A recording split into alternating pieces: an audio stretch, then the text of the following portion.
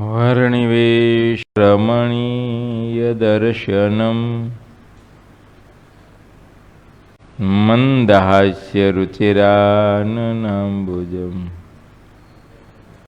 पूजितं सुरनरोत्तमैर्मुदा धर्मनन्दनमहं विचिन्तये। स्वामीनारायण हरे हरे।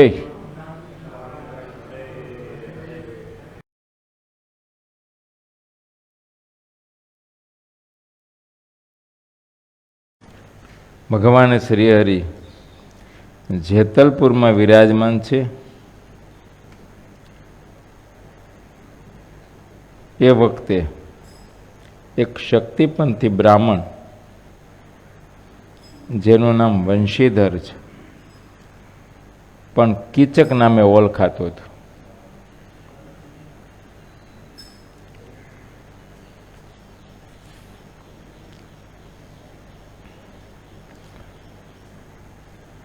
બહુ સાધના કરીને દેવીને સાક્ષાત કરેલ કાળીનો ઉપાસક હતો. ભગવાન શ્રી હરિ સાથે વિવાદ કરવા આવ્યો છે. અનંત પ્રકારના વિવાદો થયા.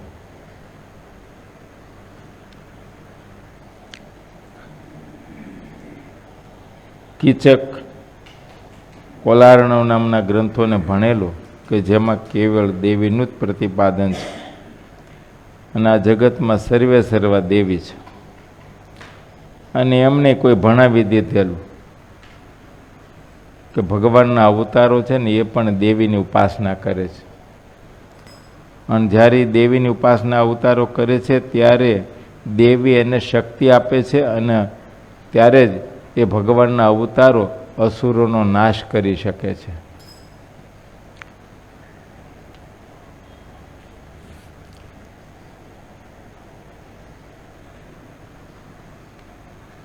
મહારાજ કે દેવીને તો અમે માનીએ છીએ, લક્ષ્મીજીને અમારા ઉપર બહુ હેત છે.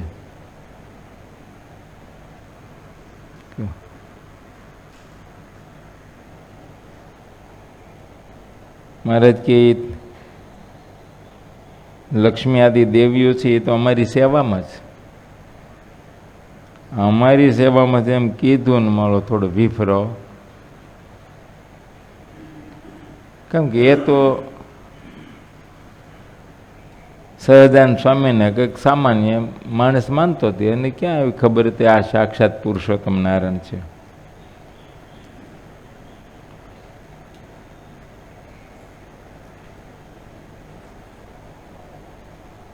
વધારે પડતો જેમ તેમ બોલવા માંડ્યો. મહારાજ કે પણ તું તો બ્રહ્મ બીજ જ નથી.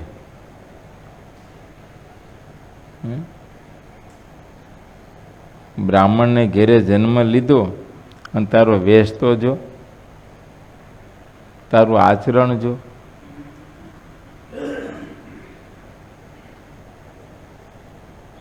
મહારાજ કે તું તો હવે હાવ હલકામાં હલકા જે ચાંડાળી સાથે ખાવા માંડ્યો છે, માટે એવું લાગે છે કે તારા ઉપર જ દેવીનો કોપ થયો છે કે તને આવી અવળી બુદ્ધિ હુજી કે વર્ણાશ્રમથી ભ્રષ્ટ થઈ ગયો, અને છતાંય તને લાશરમ તો આવતી નથી.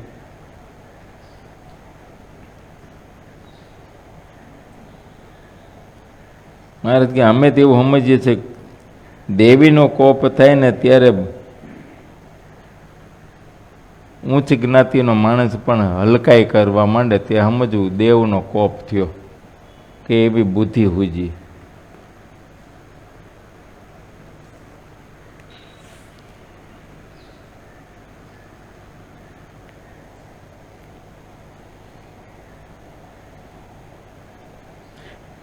જે મતમાં બધી જાતના અત્યંત પાપને ધર્મ માનવામાં આવે તેમાં પાપ તો સ્થિર ને કાયમ થઈ જાય, કાયમ રહે. કારણ કે આદર છે ને, એ મતમાં પાપનો આદર છે, સ્વીકાર્યા છે, તો પાપ રહેવાના જ ને.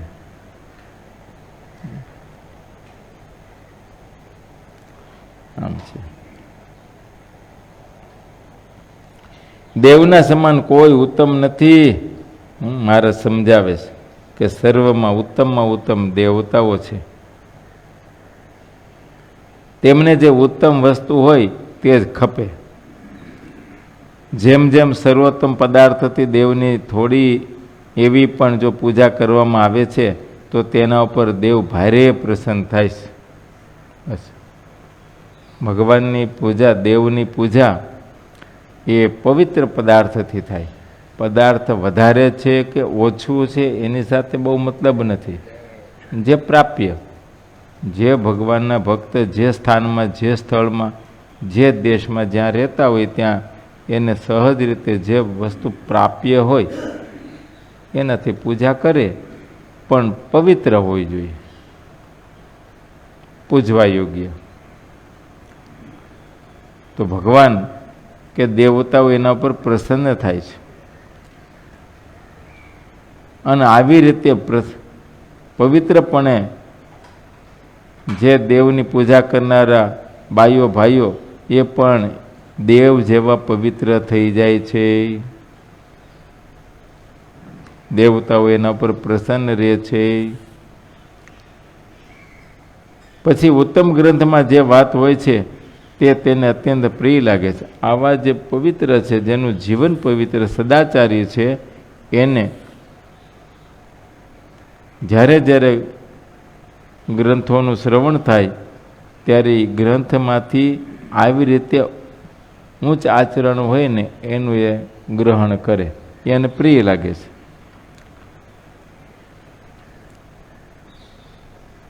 મહારાજ કહે એ હુપડાનો સ્વભાવ તો સારો હોય છે.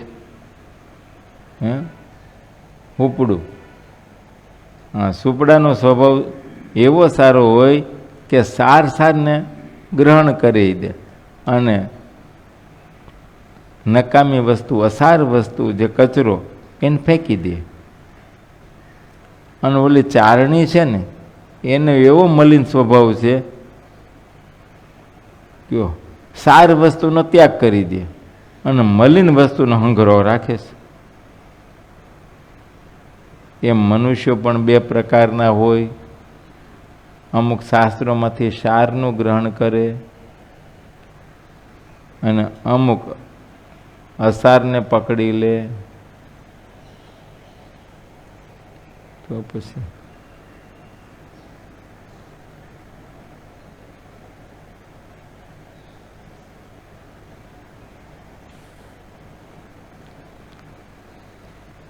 તમારા જગતમાં નથી, પેલું ફિલ્મી જગતમાં, પિક્ચરોમાં બે પાત્રો હોય ને, એક હીરો હોય ને એની સામે એક વિલીન પાત્ર હોય. બસ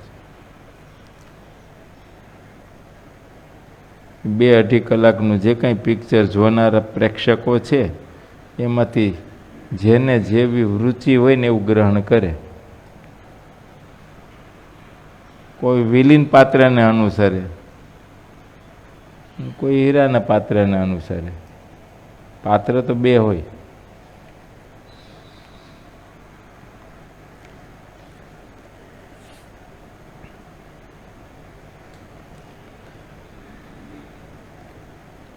જે ઉત્તમ પ્રકારના મુમુક્ષુઓ છે એમને ઉત્તમ ગ્રંથ જે હોય એ જ એને અત્યંત પ્રિય લાગે છે. માટે એના બધાના સ્વભાવ સુપડા જેવા હોય છે, પણ ચારણી જેવા મલિન સ્વભાવ રાખે નહીં. હા, મલિન પદાર્થનો કેતા દોષોનો સંગ્રહ ના કરે. વેદ અને ભાગવત તથા તેને અનુસરતા જે ગ્રંથો છે તેમાં જે સર્વોત્તમ અને મોક્ષપરક વચનો જોઈ અને જે સાચા ઉત્તમ મુમુક્ષો હોય છે તે તેને ગ્રહણ કરી લે છે. તે બધાને સુપડાના જેવા સાર ગ્રહણ કરનારા કહ્યા છે. અને એવા મનુષ્યો દુર્લભમાં પણ અતિ દુર્લભ છે. આવા ઝાઝા હોય નહીં. સારનું ગ્રહણ કરે એવા ઝાઝા હોય નહીં.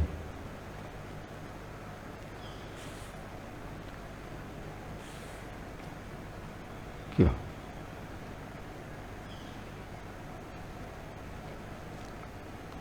કારણ કે સહજ સ્વભાવ જ એવો છે મનુષ્યનો. કયો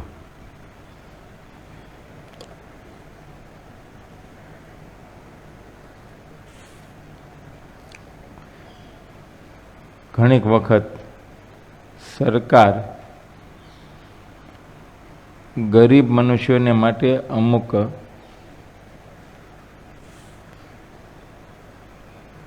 સ્કીમો બહાર પાડતા હોય છે, પણ લગભગ તમે જુઓ ને તો એ સ્કીમનો લાભ મોટા માણસ લાગવગિયાત લઈ લે છે.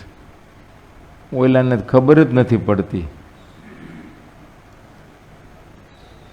જે ખરેખર ગરીબ હોય ને એને સ્કીમનો કાંઈ લાભ જ ન હોય. બોલો,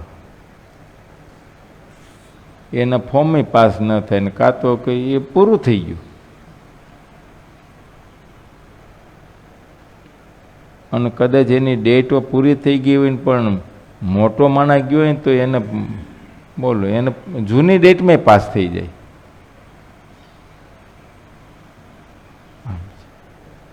સ્વભાવ જ એવો ને કોઈ પણ પ્રકારે કરીને ગમે ત્યાંથી આમ મફત મળતું હોય તો લઈ લેવું.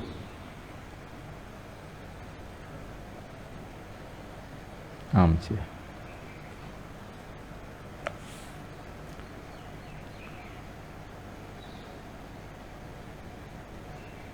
મફતની જ વાત. અને હવે અમુકને સમજાઈ ગયું છે કે આપણે મફત નામ આપો ને લોકો આપણી તરફ વળી જાય. એટલે એવો જ બોલો પ્રચાર કરે, અમે તમને આ મફત આપશું, અમે તમને આ મફત આપશું, અમે તમને આ મફત આપશું, ફલાણું મફત આપશું. અને મફત લાભ લેનારા આમ લાગે હાવ મૂર્ખા માણસ હોય છે. એ વિચારતા જ નથી કે મફત ક્યાંથી આવે, કેવી રીતે આપી શકે.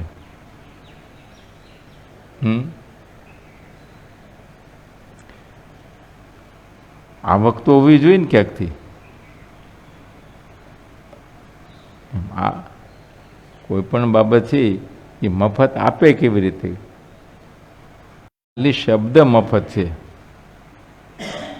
પકડાવાના બદલે આમ થોડોક હાથ વળાંક કરીને કાન પકડાવે છે, બાકી મૂળ તો કાન જ પકડાવે છે.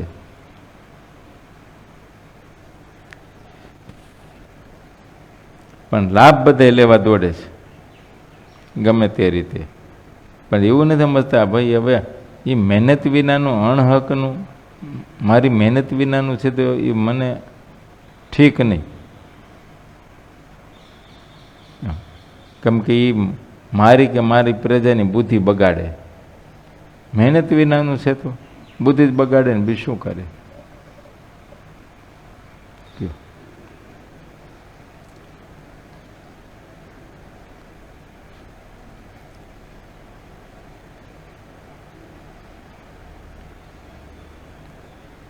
એટલે સિનિયર સિટીઝન હોય ને એને પ્રવાસમાં થોડુંક ટ્રેન પ્રવાસમાં એને કન્સેશન મળે. તો 60 વર્ષની ઉંમર થઈ એટલે હવે સિનિયર સિટીઝન કહેવાય તો ખરું જ કાયદાકીય રીતે. હવે ઘરમાં તમે જો અઢળક સંપત્તિ હોય પણ એ ડોહા તો કાર્ડ તો લઈ જ લ્યો બસ.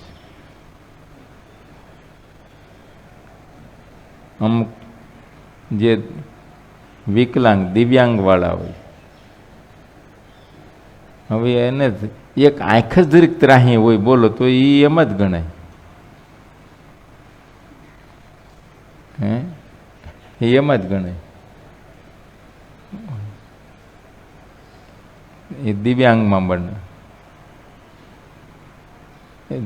કોઈ પણ શરીરના કોઈ પણ ભાગમાં જરીક કંઈક ખામી એ દિવ્યાંગમાં ગણાય. કાનમાં થોડી બહેરાશ હોય એટલે દિવ્યાંગ ગણાય. એ કાયદાનો બધો લાભ લઈ શકે. ને આમ ગણતરી કરીએ તો પ્રવાસ પર્યટનની બાબતમાં તો એવું લાગે છે કે પગ કે હાથ એની ખામી હોય ને તો એને સુવિધા મળવી જોઈએ. આ તો તોતડું બોલતો હોય તો એમાં ગણાય. હે, આમ તમે જુઓ તો બધી રીતે પૂરો હોય. કોઈકને એક નાખ્યો હોય ને તો 32 બહાર કાઢ નાખે એવો હોય. આમ તો લગભગ મોટે ભાગે એવા જ હોય છે. એક વખત હું એમાં ચડી ગયો તો મને ખબર છે. સુરતથી આવતા એક વખત એમાં હું ચડી ગયો. સમજ્યા? તારે આપણને ખબર પડે કે મારા આમાં 32 લખણા ભેગા થયા હોય.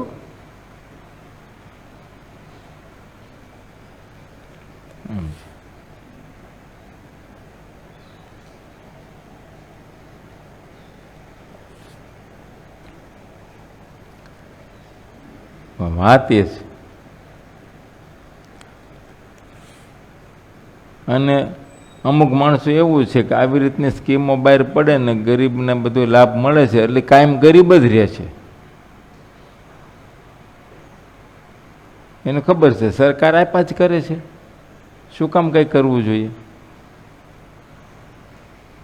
નદીને કાંઠે ઝૂંપડું બાંધે, ઝૂંપડામાં કાંઈ ન હોય, બોલો, એક ગાભોય ન હોય પાથરવાનો, અને થોડું પાણી આવે તો એ તણાઈ ગયું એટલે વળી કે નદીમાં પૂર આવ્યું, ગરીબ માણસોને ઝૂંપડા તણાઈ ગયા, ફલાણું તણાઈ ગયું, એટલે સરકાર એને રાહત આપે અને વળી પાછું ઝૂંપડું ત્યાં જ બાંધે. તો દર વર્ષે તણાઈને દર વર્ષે સરકારના લાભ લે. સરકાર ત્યાંથી બંધ ન કરે કે હવે આ કાંઠામાં આ ઝોનમાં ક્યાંય બાંધવું જ નહીં, કોઈએ બાંધવા જ નહીં દેવાનું.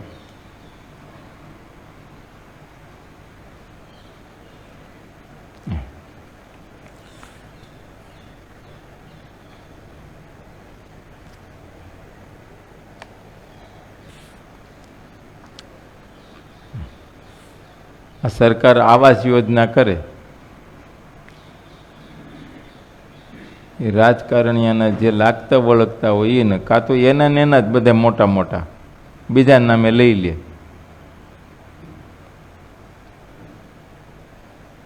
બોલો, હવે ગરીબો માટે છે. અને ગરીબો અમુક એવા છે કે એને મળે એટલે પછી વળી પાછું એકબીજાને વેચી નાખે કાં ભાડે આપી દે અને પોતે પાછું ઝૂંપડામાં જ રહેવા જાય. વળી કંઈ સ્કીમ બહાર પડે એટલે વળી પાછું બીજું ફોર્મ ભરે, એ છોકરા નામનું ભરે, પછી ઘરવાળી નામનું ભરે. એક વખત છોકરાને ઘરવાળી નામનું પડે, કારણ કે એના નામે તો એક વખત એલર્ટ થઈ ગયું એટલે બીજા નામનું ફોર્મ ભરે. જો બધા આઈડિયા છે ને. સરકારી વસ્તુ, કોઈ પણ પ્રકારની બહારની વસ્તુ મફત કેમ લઈ લેવી? કોઈ સંસ્થા, કોઈ ટ્રસ્ટ, કોઈ ધાર્મિક સંસ્થાઓમાં મફત મળતું એ કેમ લઈ લેવું? આ રીતની સહજ રીતે આ કળયુગને પામીને હવની વૃત્તિ થઈ ગઈ. કામકાજમાં, ધંધા બિઝનેસમાં, લેવડ દેવડમાં એમ પરાયું મારું કેમ થઈ જાય, પારકું મારું કેમ થઈ જાય?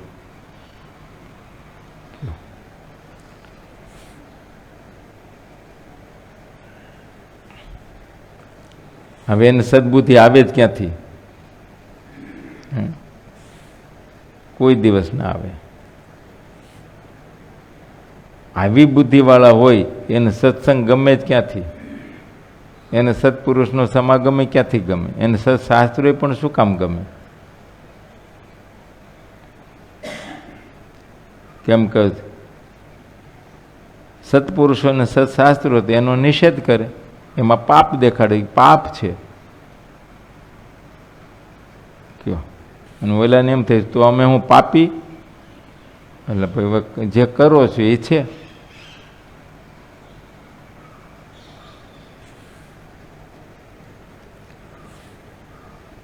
એમ બાકી તો કોઈ કાયદામાં ઘડાઈ ગયું એટલે પછી તમે એને નિષ્પાપ ગણી નાખતા હોય તો વાત ભલે, શાસ્ત્ર ક્યાં નિષ્પાપ કહે છે?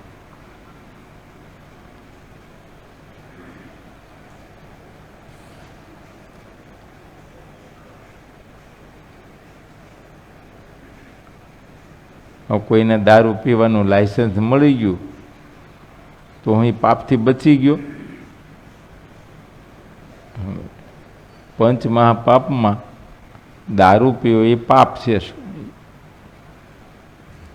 એ શાસ્ત્રો કે છે, પણ સરકારી લાયસન્સ મળે છે,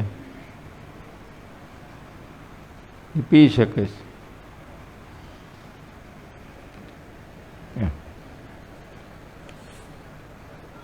કાયદાકીય રીતે માંસનું પ્રતિપાદન થયું, પણ શાસ્ત્ર તો નિષેધ કરે છે.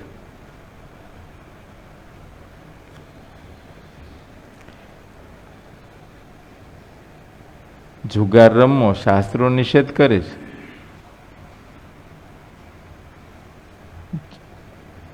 છતાં જુગાર રમવો રમાડવાના લાયસન્સ મળે.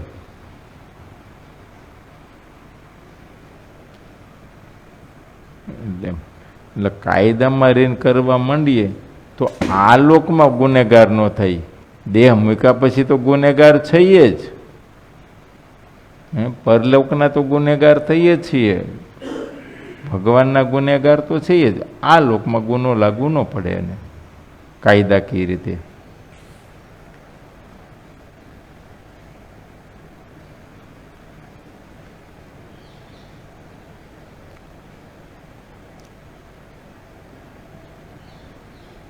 જગતમાં જેટલા ઉત્તમ પ્રકારના મનુષ્યો છે તે બધા અત્યારે આ સત્સંગમાં આવે છે.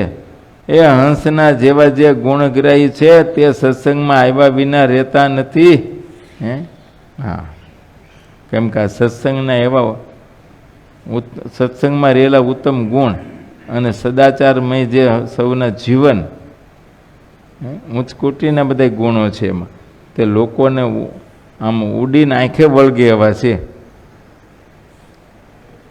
તે ખરેખર જે મુમુક્ષુઓ છે એ તણાઈને આવે છે. કયો સ્વામિનારાયણ ભગવાનની પાસે આખા હિન્દુસ્તાનના મનુષ્યો હતા, એ તણાઈને આવ્યા હતા.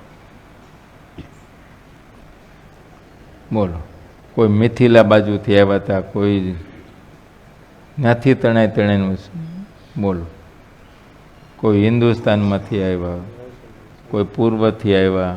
જય સ્વામિનારાયણ, જય સ્વામી.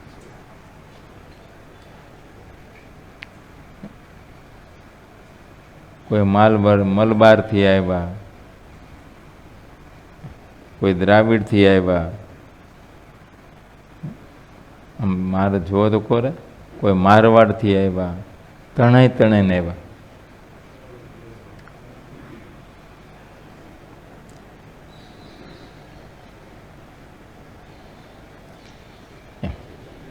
આમ જેમ ચુંબકને દેખીને લોઢું કેમ તણાય, એમ તણાઈને આવ્યા અને ભગવાન સ્વામિનારાયણના આશ્રિત થયા. એટલે અમુક તો આ જે બહારથી લાંબેથી તણાઈને આવ્યા હતા ને એ તો બધે ત્યાગી સાધુ થઈને રહ્યા. એટલે મોટા મોટા મઠાધીશો તણાઈને આવ્યા, જે જગતમાં એ પણ એક ભગવાન તરીકે પૂજાતા હતા, ગુરુઓ તરીકે પૂજાતા હતા, મહાપુરુષને મોટા પુરુષ તરીકે પૂજાતા હતા. બોલો, એ એની જગ્યાનો, એ મતનો, એ દીક્ષાઓનો ત્યાગ કરી અને સ્વામિનારાયણ ભગવાન પાસે દીક્ષા લીધી અને અહીંયા સ્વામિનારાયણ ભગવાન પાસે સાધુ થઈને રહ્યા. શું કામ? તો કે એને મોક્ષ અહીંયા દેખાણો. પોતપોતાના જે મત હતા એને એમ લાગ્યું કે અહીંયા દૈહિક વૈભવોનું સુખ છે, પણ આત્યંતિક કલ્યાણ જે મોક્ષ એના મતમાં એને દેખાણો નહીં. એ મુમુક્ષુ હતા એટલે એના મતનો ત્યાગ કરી અને સ્વામિનારાયણ ભગવાનને શરણે આવ્યા.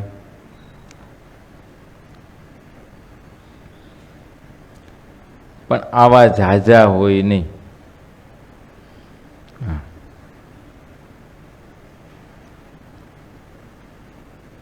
એવા મનુષ્યો તો બહુ દુર્લભ હોય છે કે તે અત્યારે આ સત્સંગમાં દેખાય છે.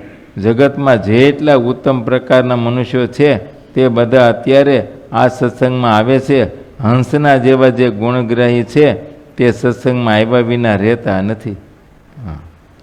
માનસરોવર જેવા બીજા બધા સરોવર ન હોય. એ માનસરોવર એકમાં સાચા મોતી થાય છે. સરોવર તો બધા કહેવાય, જ્યાં પાણી એકઠું થાય એ બધા સરોવર કહેવાય. પણ માનસરોવર જેવા બધા સરોવર ના હોય.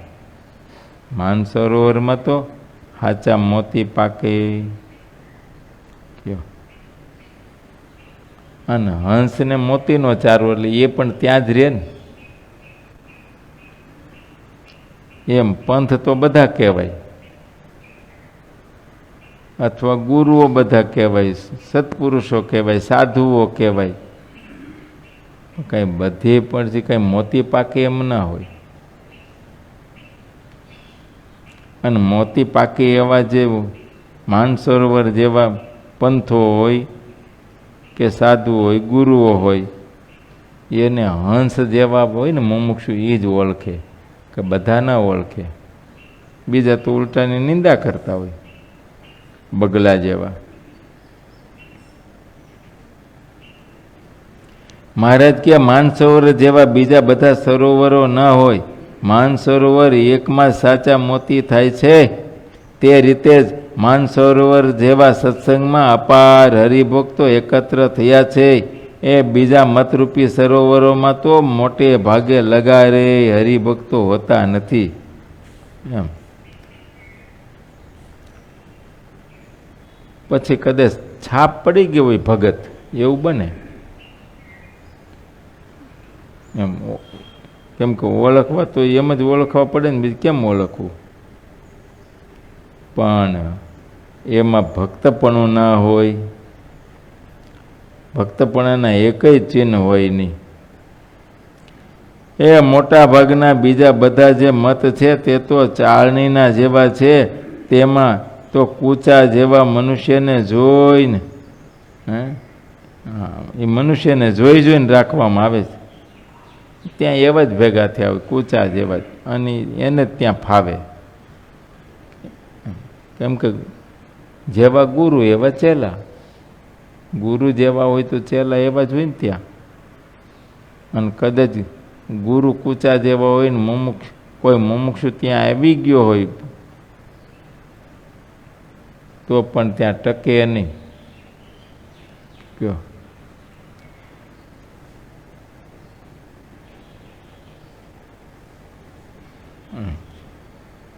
મુકુંદાસને વિશે મુમુક્ષુતા હતી તો કોઈ જગ્યામાં બંધાણાની ગયા ખરા.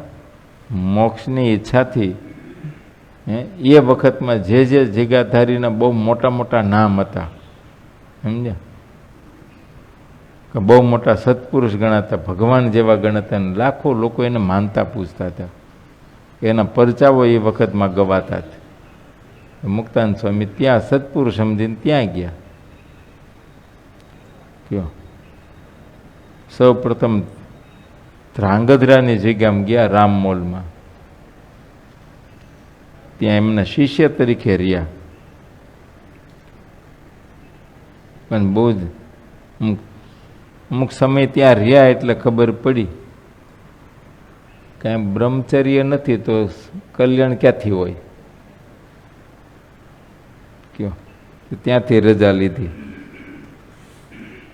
પણ એટલું ખરું, એ કાંઈક હારા છે. એણે કીધું ભાઈ તમારી આ ઈચ્છા છે તો તમે બીજા જગ્યા ધરીને દેખાડે કે ન્યા જાઓ. વાંકાનેર દેખાડ્યું, વાંકાનેરની જગ્યામાં ગયા. ત્યાં કલ્યાણદાસ કરીને હતા સાધુ,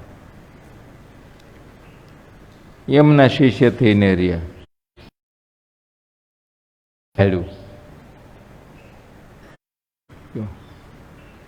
ત્યાંથી નહીં નીકળ્યા.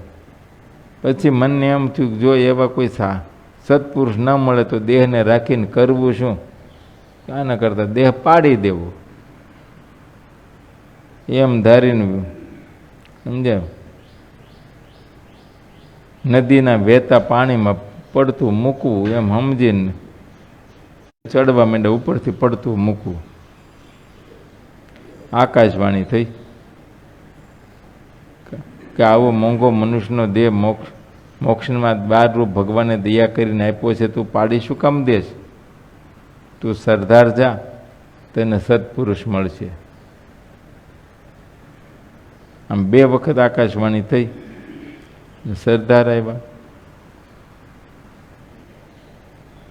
સરદાર ગામને વચ્ચે સરસ મજાનો ચોરો, રામજી મંદિર મોટું, ચૂનાબંધી. ગામમાં તો બધાના માટીના ઘર હતા, આ એક જ પાકું ચૂનાબંધી. હે માળવાળું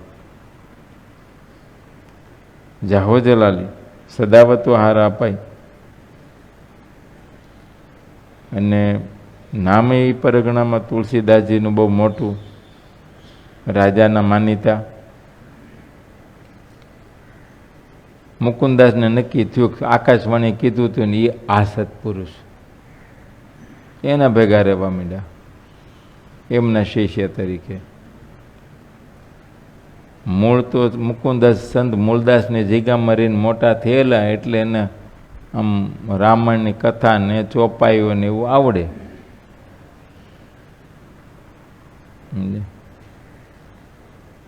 તે તો રોજ કથાઓ કરે, તો એવી ચોપાઈઓ લલકારે, તે સાંભળીને લોકો બહુ ચોરે આવવા માંડ્યા મંદિરે સંધ્યા આરતીમાં. પછી તો આખું ગામ રોજ આવી જાય કથા વાર્તા સાંભળવા. રંગ લાગ્યો ગામમાં સારું. પછી એક દિવસ એવું બન્યું, સાંજે કોઈ આવ્યું જ નહીં. એક રેડો ખેડો આવ્યો, તે એને મુકુંદાસે પૂછ્યું કે ગામમાં કઈ નવા જૂની છે, કેમ કોઈ આવ્યું નહીં? તો કે હમણાં કોઈ નહીં આવે. કેમ? તો ગામમાં રામાનંદ સ્વામી આવ્યા છે. અને આશ્ચર્ય થયું કે રામાનંદ સ્વામી કોણ હશે? એ કે જ્યાં સુધી રામાનંદ સ્વામી આ ગામમાં રહેશે ને ત્યાં સુધી આખું ગામ ત્યાં જ હશે. અને પૂછ્યું પણ છે કોણ? અરે એ તો ભગવાન કહેવાય, ભગવાન. આને એમ થયું તો હું પણ દર્શનનો લાભ લઉં. એ તો ઉતાવળે ઠાકોરજીને આરતી પૂજા થાળ ને બધું કરીને પોઢાડ્યા, અને ગુરુને પથારી કરી દીધી ને ગુરુને પોઢાડી દીધા. હળવેકથી મુકુંદાસ તો જ્યાં રામાનંદ સ્વામીની જગ્યા હતી, ઉતારો હતો, ત્યાં ગયા. ઓસરીબંધ મકાન છે, ઓસરીમાં ઢોલિયો ઢાળ્યો છે, એના ઉપર શ્વેત વસ્ત્ર તારીને પુષ્ટ શરીરવાળા રામાનંદ સ્વામી બેઠા છે, ને આગળ ફળિયામાં મોટી સભા છે. મુકુંદાસ તો ત્યાં જઈ સભાની પાછળથી ઊભા ઊભા વંદન કરીને બેસી ગયા. કથા વાર્તા સાંભળે, પણ રામાનંદ સ્વામીનો એક એક શબ્દ જાણે એને છાતીને આર પાર ન જતો હોય. રામાનંદ સ્વામીની વાતો સાંભળીને અંતરમાંથી નક્કી થયું કે આકાશવાણીએ જે કીધું હતું એ ચોરાવાળા નહીં, આ અત્યાર સુધી કે મને ભાવ ચોરાવાળા નહોતો, પણ એ નહીં, આ રા. બીજે દિવસે આવ્યા. સાંજે સભાની સમાપ્તિ થઈ, હવ પગે લાગે. એમાં છેલ્લે સૌથી છેલ્લે મુકુંદાસ કે મારે તમારે ભેગું રહેવું છે. સ્વામી કે પણ તમે છો કોણ? કાચોરાના મહંત તુલસીદાસનો છે. અરે સ્વામી કે આ ફાટેલ દૂધનું અમારે કામ નથી. એક માર્ગી પંથી, એમાં લગભગ બ્રહ્મચર્ય હોય જ નહીં, કુડાપંથ જેવું બધું. મહારાજ કે તારો ગુરુ આ ગામમાં માનીતો, રાજાનો માનીતો બધી રીતે, અને તું અમારી ભેગું આવ્યું તો તારો ગુરુ ઉપાધિ કરે, અમારા હરિભક્તોને હેરાન કરે. નહીં, હું તો તમારે ભેગો જ રહીશ, ગમે એમ કરું. સ્વામી કે ભાઈ અમારે ભેગું રહેવું હોય તો તારા ગુરુની ફારગતિ લેતો આય. ફારગતિ રજા ચીઠી તો તું ઉપાધિ ન કરતો, હું મેળવી લઈશ. તારે તો હાથ કહેવાની છે, સમજ્યા? તું ભદ્રેશ ને બધા તમારે ખાલી હાથ પાડવાની છે, મેળવી તો મારે લેવાની છે. કેમ નાનભાઈ? તો નાનભાઈ કે રજા છે ભાઈ અત્યારથી, અમને ખબર છે કાંઈ રહેવાનું છે જ નહીં.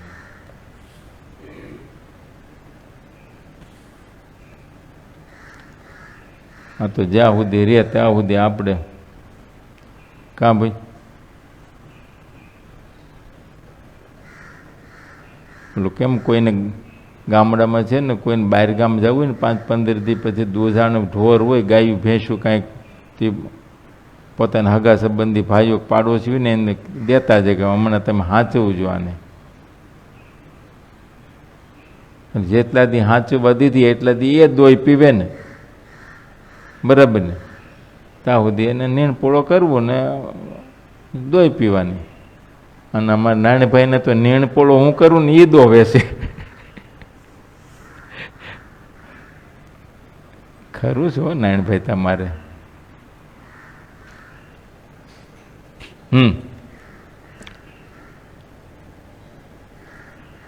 રમણ સ્વામી કે ભાઈ તું ફારગતિ લેતા હો. હવે આવા શિષ્યને એમ કેમ જવા દે? બધી રીતે ગુણવાન. એ આવ્યા પછી તો આવક વધી ગઈ, ચોરે માણસો બહુ આવવા માંડ્યું, ભેટ વધી ગઈ. એમ તો કેમ રજા આપે? પછી ગાંડાઈ વાયદરી, આ ઉપાય કરવાનો. સાંભળ્યું? બસ મુક્તાન સ્વામીના આખ્યાનમાંથી મુમુક્ષો આ સમજવાનું સ્વામી કે જેને છૂટી ન મળતી હોય, રજા ન મળતી હોય ને એને ગાંડાયું કરવી પાર્થ. બસ. પછી ન્યાય એવું ન જવાય. હે કંઈ 80,000નું આવું સરસ ટીવી થોડું તોડી નખાય, તોડી જ નખાય તો જ એના અભાવ આવે ને, કે અભાવ આવે તો એ પછી કેન ધર્મેશ તોય નો અભાવ આવે. મારા છોકરે ઘણું તોડી નાખ્યું, પણ એ તો નાનો હતો ને, મોટો થઈને તોડે પછી ખબર પડે. એમ જ્યાં 22 વર્ષનો થઈને તોડે ને ત્યારે એ બિચારો અણસમજણમાં હતું બધું.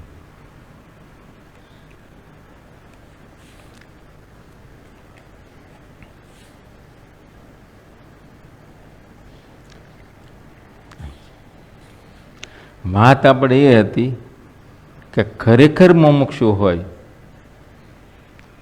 એ કોઈ દિવસ ક્યારેય પણ ખોટા મતપંથમાં બંધાઈને રહે જ નહીં, ક્યારેય નહીં.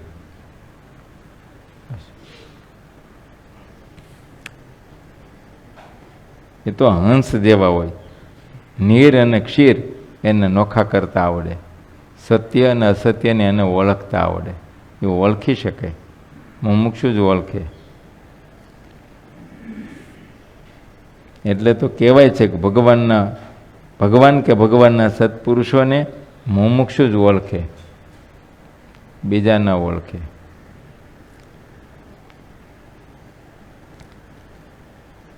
એ વિવિધ પ્રકારના વ્યસનો, કુફેલ વગેરેને કૂચા કહેવાય છે.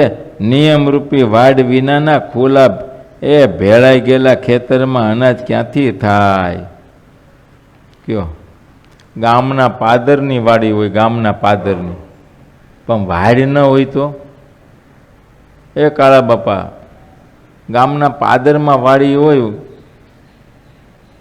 પાણીવાળી હોય, બહુ સારીવાળી હોય ને ભારે બધું શાકભાજી ને આન તેન બધું બાજરાને ઘઉંને વાવેતર કરતા હોય, શેરડી બેરડીને બધી રીતે ને, પણ વાડ નથી. ખળે ખેતી આવે, ઘરમાં આવે કાંઈ એમ છે, ભેળાઈ જાય. ગામમાં પેલા રેઢિયાર ઢોર હોય ને, રેઢિયાર, અને અમુક રેઢિયાર માણાય હોય, ઢોર અને માણા જેમ લાગ આવે ને એમ રાતનું કે દિવસના ખાઈ જાય ને ખૂંદી જાય ને લઈ જાય, અંતે કાંઈ વધે નહીં. એમ આ અમુક અમુક મતપંથો છે ને એ બધા એવા છે, ભેળાઈ ગયા ખેતર જેવા, કે એમાં અનંત પ્રકારની વ્યસનો ને ફેલ ફતુર ને બધુંય, અને કોઈ જાતના નિયમ નહીં, ધર્મ નહીં, કોઈ મર્યાદાઓ નહીં. કયો સવારે ઉઠી નાહવું નહીં, ધોવું નહીં, પૂજા પાઠ આ તે કશું નહીં, અને માણસો લાખોની સંખ્યામાં ભેળા થતા હોય. બોલો, લાખોની સંખ્યામાં.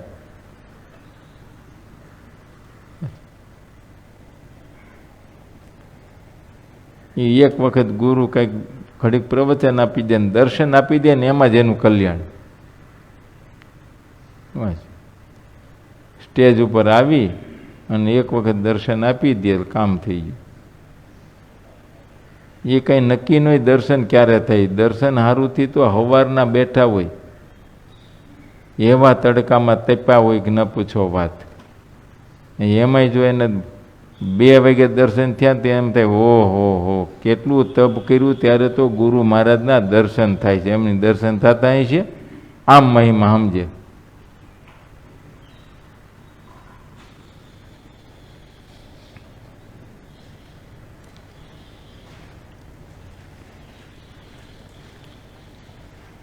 મહારાજ કે વિવિધ પ્રકારના અનંત પ્રકારના વ્યસનો, સમજ્યા?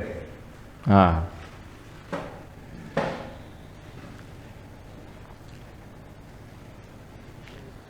અમારે મસાલા વિતરણ હતું ને ત્યારે બાપુ આવ્યા હતા મસાલા લેવા.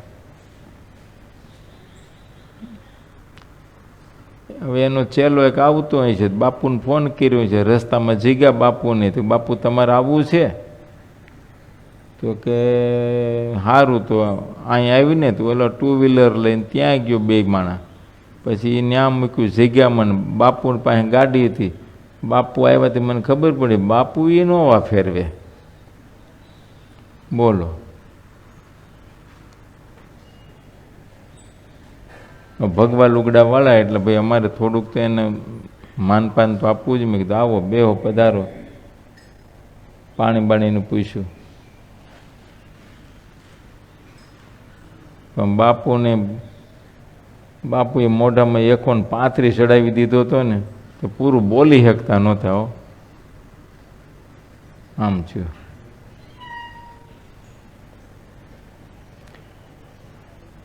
હવે બાપુને એવું છે કે બાપુ થયા પહેલાં એ હીરા ગણ હતા, તો હીરામાં 1 હાથે 13 તૂટે. ભીખાભાઈ પછી એને એમ થયું આ ઠીક છે, તે જગ્યામાં બેસી ગયા. તો બહુ સારું કામ થઈ ગયું. બાપુ એનો ફેરવા માંડ્યા. બોલો, ન કઈ રાવલ પાડે ને 40 મહિને કોઈ દી એના ના થાત.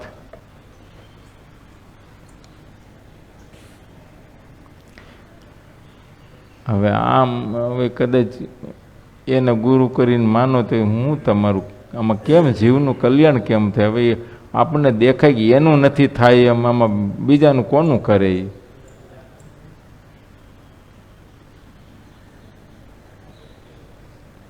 ગાંજાઓ પીતા હોય, ચરસ પીતા હોય, પાર વિનાના ફેલો. ત્યાં તો દિવસની રીતભાત જુદી હોય ને રાતની રીતભાત જુદી હોય. દિવસે આવનારા માણસો જુદા ને રાત્રિ આવનારા જુદા હોય.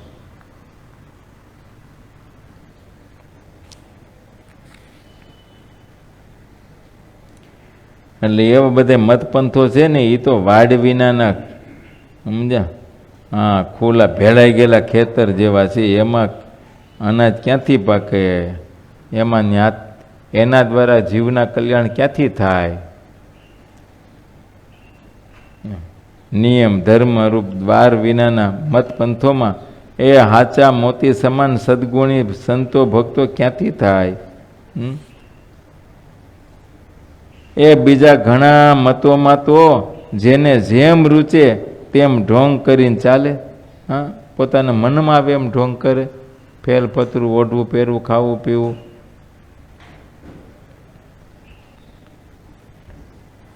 ઢોંગી માણસો ઢોંગી લોકોને માને છે અને મારું મળી રહે. બોલો, આપણે કહેવત છે ને કે ભૂતને પીપળો મળી જ રહે. હા, અને એવામાં તો આસ્થા શ્રદ્ધાવાળા બહુ હોય છે. એમાંય જો થોડી પરચાની વાતો થઈ તો તમે ગામ ગાંડું થઈ જાય. પણ જે ઢોંગ વિનાના છે તેને પ્રમાણ કરતા નથી. હા, જેનામાં ઢોંગ હોય, ફેલ ફતુર હોય ને એ એવાને માને, પણ જેનું સદાચારમય જીવન હોય એ આવાઓને ક્યારે માને નહીં. એ સમજે છે, જ્ઞાની છે. એ આજે મોટે ભાગે એ મોટા બધા રાજાઓ પણ ઢોંગીઓને માને છે. ઢોંગીઓએ સાચા મતને પાખંડ ઠરાવી દીધો છે અને રાજાઓને પણ તે વાત મનાવી દીધી છે. જ્યાં સત્યને પાખંડ ઠરાવી દેવામાં આવતું હોય ત્યાં એવા ગુરુનો એ રાજા નિભાવ કઈ રીતે કરતા હશે? મહારાજ કે આજે મોટે ભાગે રાજાઓય પણ આવા ઢોંગીઓને માને છે.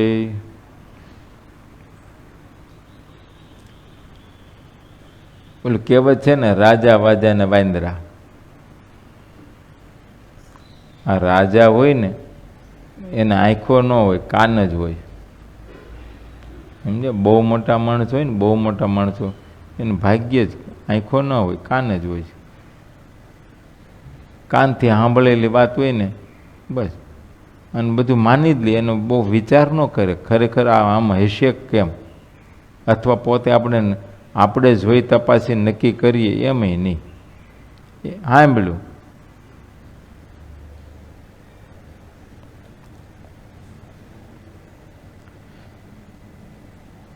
એટલે હવે આ રાજાઓને પણ આ ઢોંગી મતપંથી બાવાઓએ પોતાને વશ કરી લીધા અને રાજાઓ એવાને માનવા માંડ્યા, એને ગુરુ કરીને માને.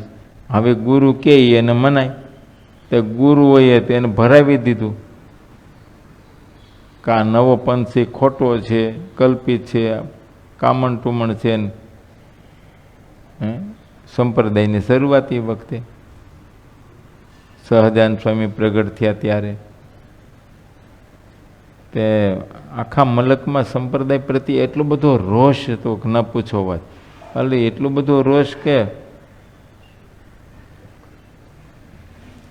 સંતોને હરિભક્તોને હેરાન કરવામાં, મારવામાં કંઈ પાછું વળીને જોતા જ નહીં.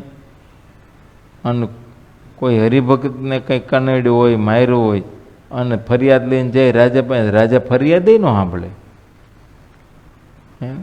બાવાઓએ સાધુને માર્યા હોય એની કોઈ ફરિયાદ ન સાંભળે.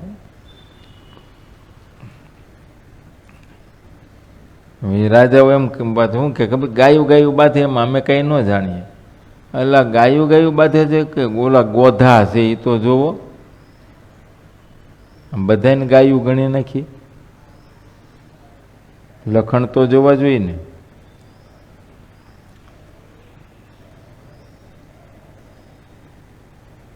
એટલે રાજાઓના અંતરમાં આ મતપંથી ઢોંગી બાવાઓએ, ગુરુઓએ એવું ભરાવી દીધેલું કે ખરેખર આ જે સત્ય ધર્મ હતો, સદાચારમય ધર્મ, એને પાખંડ ઠરાવી દીધો એલાના અંતરમાં.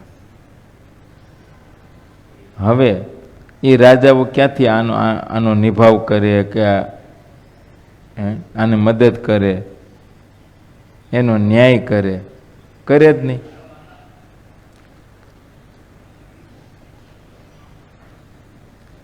મહારાજ કે અમે તો એવો વિચાર કરીએ છીએ કે સત્ય વિનાનું જે એકલું અસત્ય કહેવાય છે તે તો અમને ઘોર અંધારા જેવું દેખાય છે. એ તેવા ઘાટા ઘોર અંધારામાં કોઈને સુખ થાય નહીં, અને સત્ય અને સારા રાજા સિવાય આ અંધેર મટે નહીં. બધે આવું થઈ ગયું ને ત્યારે મહારાજને મનમાં સંકલ્પ થયો. મહારાજ કે હવે તો જ્યાં જુઓ ત્યાં અસત્ય જ. બસ સત્યનું તો ક્યાંય નામ નિશાન નહીં, અને કોઈ માનવા તૈયાર નથી. અને ગુરુ અને રાજાઓ એ બધા એવા થઈ ગયા. પ્રજા ઉપર જુલમ થવા માંડ્યો. એક બાજુ ગુરુનો જુલમ, એક બાજુ રાજાનો જુલમ. કરે શું?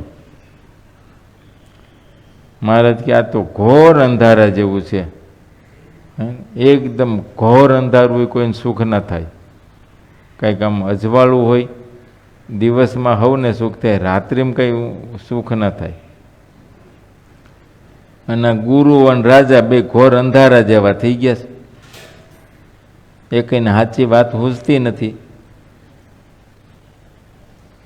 એટલે મહારાજના મનમાં સંકલ્પ થયો કે ભગવાન કરે ને કોઈ સારો મોટો રાજા આવે તો સારું.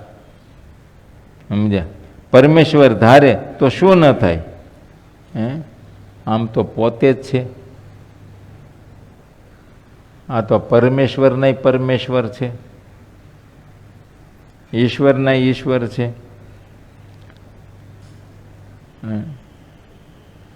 શું ન થાય? સંકલ્પ મહારાજે કર્યો, થશે. પણ મનુષ્ય ભાવે મહારાજ વાત કરી રહ્યા કે પરમેશ્વર ધારે તો શું ન થાય? બધી વાત તેમના જ હાથમાં છે. એ સાગરના બેટ જેવા પ્રદેશમાં રહેનારા, સત્યનો આશ્રય કરનારો સારો અનુપમ રાજા સત્ય નિયમોનો અમલ કરવા આવી રહ્યો છે. મહારાજ કે આવી રહ્યો છે.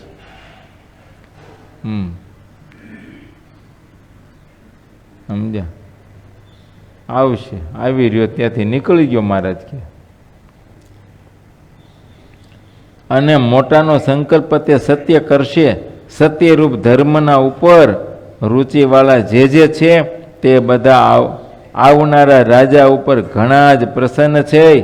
તેને અહીં આવવામાં ગાયકવાડ દ્વારરૂપ થાય છે. બસ. હા, મહારાજ કે એ રાજા ત્યાંથી નીકળ્યો છે, અહીંયા આવે છે, અને આ ગાયકવાડ છે ને એને દ્વારરૂપ થશે.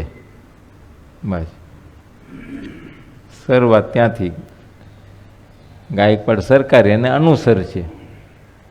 બસ.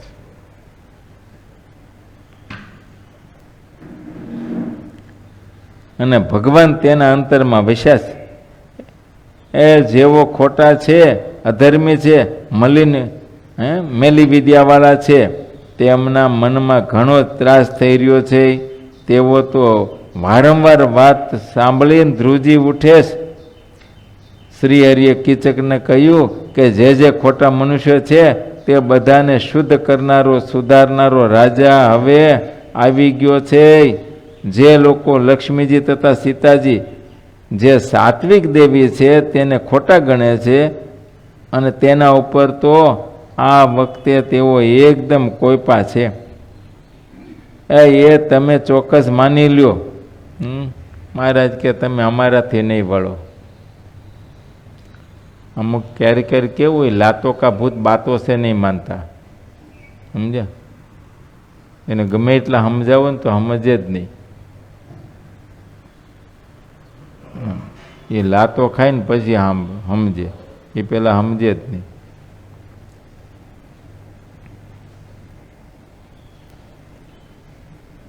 મહારાજ કે તમારામાં જેટલું જોર હોય અને તમારા જેવા બીજા હોય તે બધા મળીને ઠેકાણે સામનો કરો.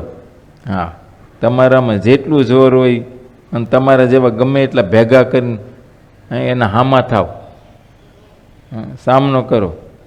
સાચું શું છે અને ખોટું શું છે? હા, સત્ય ધર્મનો સામનો કરો. અંતે કોણ જીતે છે? સાચું ખોટું શું છે ખબર પડશે. જો અસત્ય વાત તમારા દેવને ગમતી હોય તો તે સત્ય વાતને હઠાવી દેશે. હવે આ બાબતને દેખતા રહો. શું થાય છે?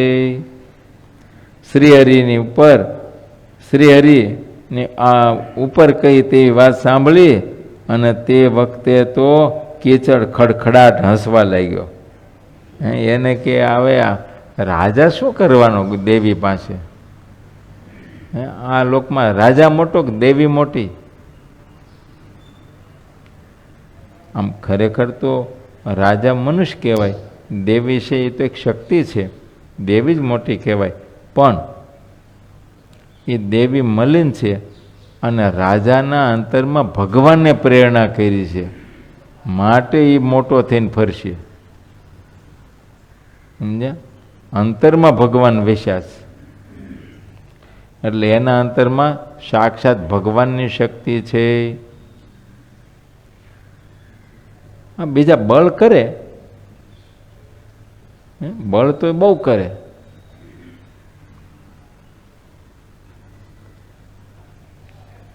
તો પછી અત્યારે તમે જુઓ ને, નથી ભાઈ કેટલું બધું બળ કરે, મહાગઠબંધન કરે છે.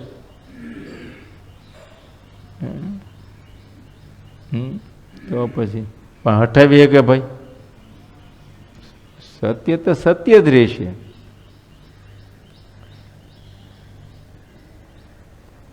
આમ છે, એને કોઈ હટાવી ના શકે.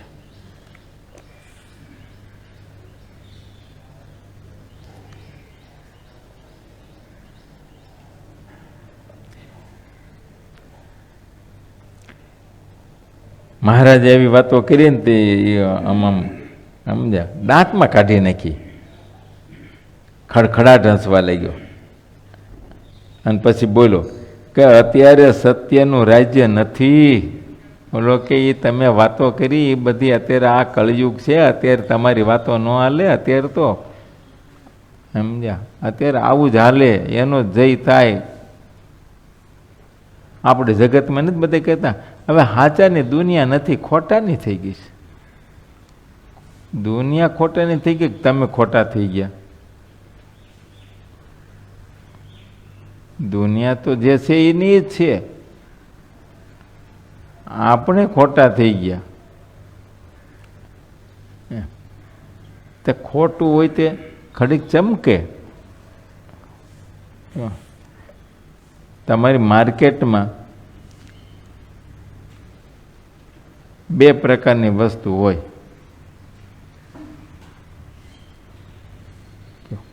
એક ઓરિજિનલ હોય ને એક ડુપ્લિકેટ હોય. તો ડુપ્લિકેટ ભાઈ માર્કેટમાં આમ કંઈ વેચવા મૂકવી, વેચવા તે ચમકે તો ખરી જ ને.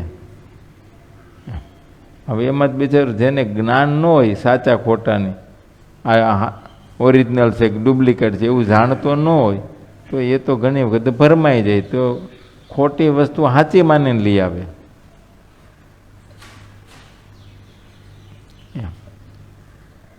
પણ કે બધાય થોડા છેતરાય. એમ આ જગતમાં બિચારા ભોળા લોકો હોય એ બધે ભરમાઈ જાય.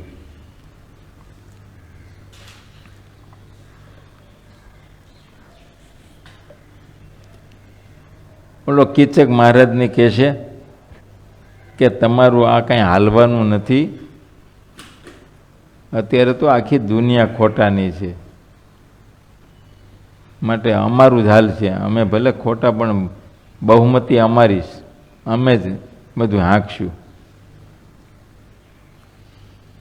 અને હવે પછી ક્યારેય સત્યનું રાજ્ય થશે જ નહીં.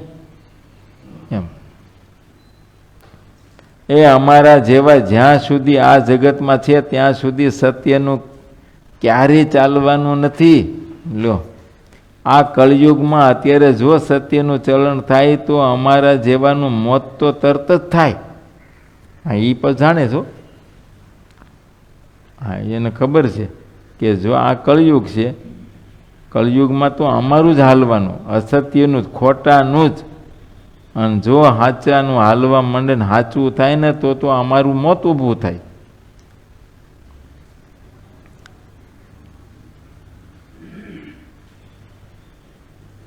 આવું બોલતો તે તરત જ ઉઠ્યો, બે આંખો અતિ લાલ કરી ફરીથી બોલો, હજી પણ જે ક્યાંક સત્યનું વર્તન કરનારો મત જેટલો બચ્યો છે તેનો અમારે પ્રથમ જ વિનાશ કરવો છે. એટલે બોલવું, હા, આંખો લાલ કરીને કે હજી તમારા જેવા જ્યાં જ્યાં હોય ને ક્યાંક ખૂણે ખાચ કે એને પણ હારી ધોકાય વિને બને સત્યનો વિનાશ કરી નાખવો છે, અમારામાં જ ભેળવી દેવા બધાને. એ અમારા જેવા જેટલા વિપ્રો છે અને ભેગધારીઓ છે તે બધા સત્ય ધર્મના ઉપર કોઈપા છે. જ્યાં સુધી તમે આ પ્રદેશમાં આવ્યા ન હતા ત્યાં સુધી બધા લોકો અમને ભગવાન કણીને માનતા પૂજતા હતા, પણ આ તમે આવ્યા પછી તમે અમારું ભાંગી નાખ્યું બધું. કયો હવે જેટલા નરનારીઓ તમને માનતા થયા છે, અરે તમારા સત્સંગીઓના છોકરાઓ છે તે પણ કોઈ અમારાથી ડરતા જ નથી. હા, એ કે તમારા સત્સંગીના છોકરાય નથી હવે અમારાથી બીતા. તો પછી મોટાની તો વાત જ શી કેવી? તેઓ તો એ અમારો રતિભાર પણ વજન રાખતા નથી, કહેતા ડર રાખતા નથી. એનો શું ડર? આવા ભગવાનને સાક્ષાત પામ્યા પછી કામણ ટુમણિયાનું શું કામ ડર રાખવાનું? આપણે શું કરવાનું? એની મૂળ ચોટ આ તે આપણને શું કરે ભાઈ? હશે એનામાં શક્તિ સામર્થ્ય જે કંઈ, પણ એ તો બીજા ઉપર ચાલે. પણ સાક્ષાત ભગવાનના ઉપાસક હોય, ભગવાનના સાક્ષાત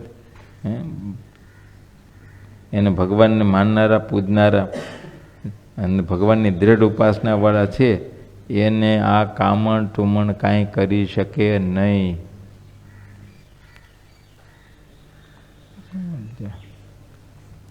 જેની સાત્વિક પ્રકૃતિ છે, સાત્વિક જીવન છે, સદાચર્મી જીવન છે, એને કશુંય ન થાય. એને કોઈ મંત્ર જંત્ર ન કંઈ કરી શકે. સમજ્યા? હા.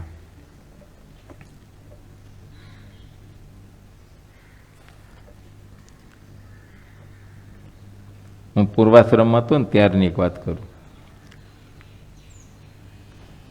બાજુને ગામડે એટલે કુંભાજીની ડેરડી, ત્યાં જાદુગર આવેલા. તમારે જાદુગરો છે ને સરકારને બધાય, એટલે હવે આજુબાજુના ગામડાવાળા જોવા જાય જાદુગરને.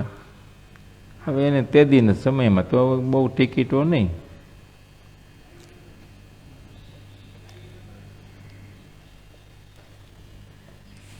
તો છોકરાઓ જતા હોય. એમ એક હરજી કરીને છોકરો, હવે એ ગામમાં એક આશ્રમ હતો સંન્યાસીનો, નિર્દોષાનંદ બાપુ કરીને હતા, બહુ સારા, એકદમ સાત્વિક હતા, બહુ સાત્વિક હતા. આ બધા છોકરાઓ નિશાળેથી ભણીને છૂટા થાય, લગભગ અમુક છોકરાઓ રોજ ત્યાં જવાવાળા. એમાં આ હરજી છોકરો હતો ને એ બાપુને વધારે પડતો નજીક સેવામાં કામકાજમાં ના તેને બધી હેતી કર્યું. તે બાપુ બધા છોકરાઓને એ વખતે આમ તો જનોય અપાવેલી અને ગાયત્રી મંત્ર ને એ બધું શીખડાવે ને એનો જપ કરાવે, સૂર્ય નમસ્કાર કરવાની, ઉપાસના કરવાની, અને આમ સાત્વિક જીવન બધું. હવે આ હરજી છોકરો જોવા ગયો એટલે પછી હવે એ ઘણી વખત અમુક જાદુગરો કેમ હોય, અમુક એના આઈટમો એવી હોય કે એ ઓડિયન્સમાંથી કોઈ પણને બોલાવે.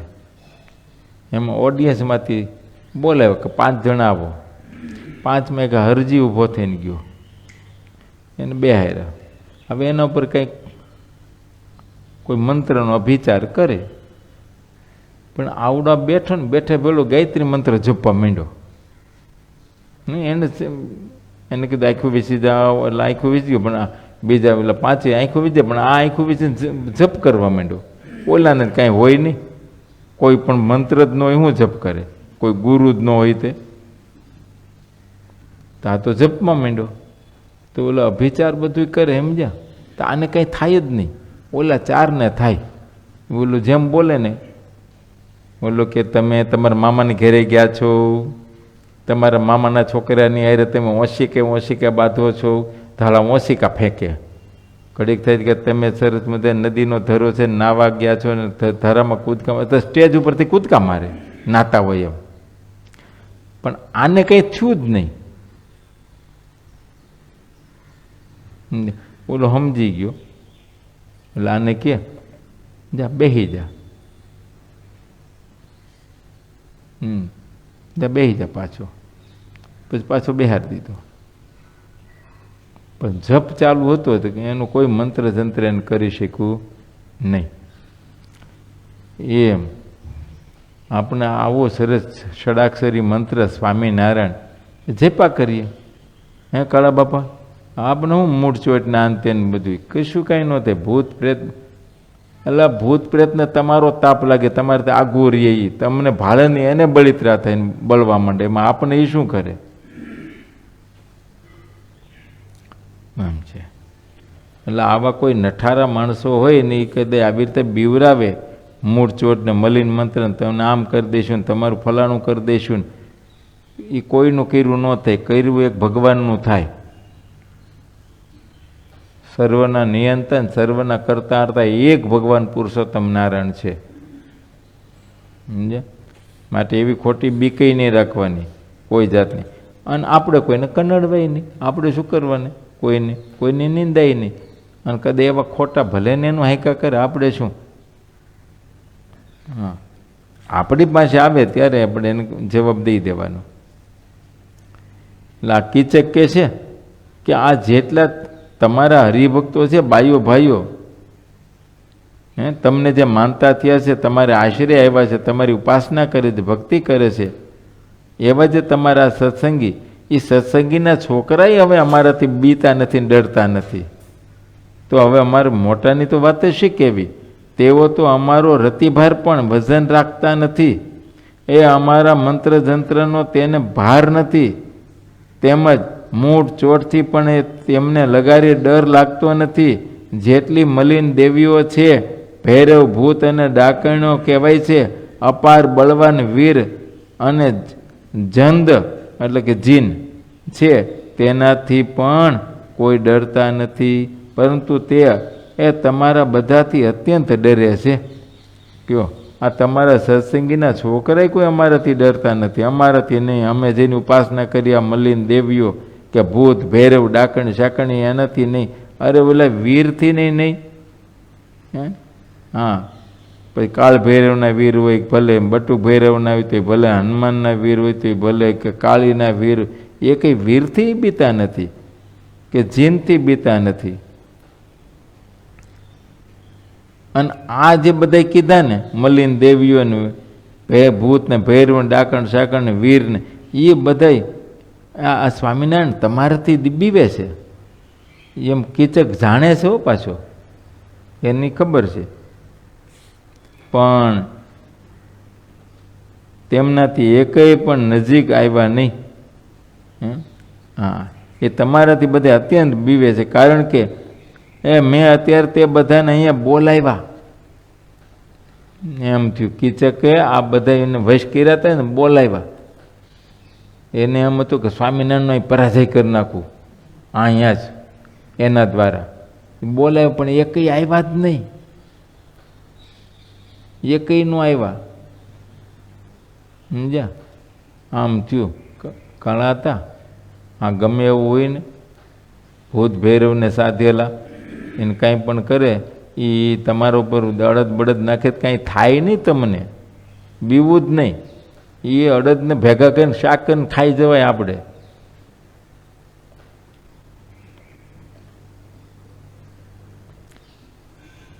કે કે મેં બોલાવ્યા પણ મારા કોઈ એકય આવ્યા નહીં. હો પણ તેમાંથી એક પણ નજીક આવ્યા નહીં.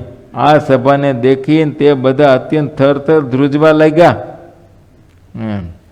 હવે અમારી પાસે એક હથિયાર છે, એક જ ઉપાય છે કે તેનો એકવાર અખતરો કરવો છે. જો તેનું કાંઈ ન ચાલે તો પછી અમે એ હારી રહીશું આટલું બોલી અને કીચક ચાલતો થયો. હા, હવે એક જ ઉપાય છે, હું દેવી કાળી, એ જ ઉપાય. એટલે એમ થયો હવે રાતે જઈને એની આરાધના કરું, બસ એને પ્રસન્ન કરવું, નૈવેદ્ય બેવેદ ધરાવી ખવડાવી પીરીને પ્રસન્ન કરીને પછી એને કહું કે હવે તું આ કામ કર. જો એ કામ ન કરી શકે તો પછી અમે હારી ગયા. એક જ હથિયાર છે કીચક પાસે, હથિયાર એક છે મહાકાળી, બીજું કોઈ હવે હથિયાર ન રહ્યું. બીજા વીર બીર આ તે કોઈ કશું નહીં. કીચક ચાલતો થયો પણ તેને રસ્તામાં તરત જ અપશુકન થયા. તે ઘણો મનભંગ થઈ ગયો. પછી તે અધિકારી સુબાની પાસે ગયો. તે અધિકારી સુબો તેનો શિષ્ય હતો. જઈને તેને બમણું કહ્યું, સમજ્યા? એમને બધી વાતો કરી.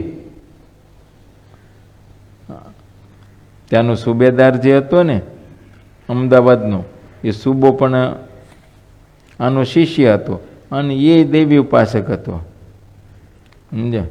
એ આમ તો હિન્દુસ્તાની બ્રાહ્મણ હતો. હવે જેનું જેવું ભવિષ્ય હશે તેવું તે તરત થશે. અધિકારીએ નવી શાલ મગાવી અને હરખભર તેને ઓઢાડી. હા બોલો એનું, હા બોલો, અધિકારીએ તો ગુરુની પૂજા કરી, કીચકની શાલ મગાવીને શાલ ઓઢાડીને, પણ કીચકને તરત જ તાવ આવ્યો ચડ્યો. તેથી તે ઘણું જ કષ્ટ થયું. આમ થયું, ઓલાય શાલ ઓઢાડી પણ હવે ગમે તેમ થયું, આને તાવ ચડ્યો બરાબર ન હવે, સમજ્યા? હવે કાલ વાતે તાવ કાલ ઉતરશે, આજ તો નહીં જ ઉતરે, સમજ્યા? સહજાનંદ સ્વામી મહારાજની છે.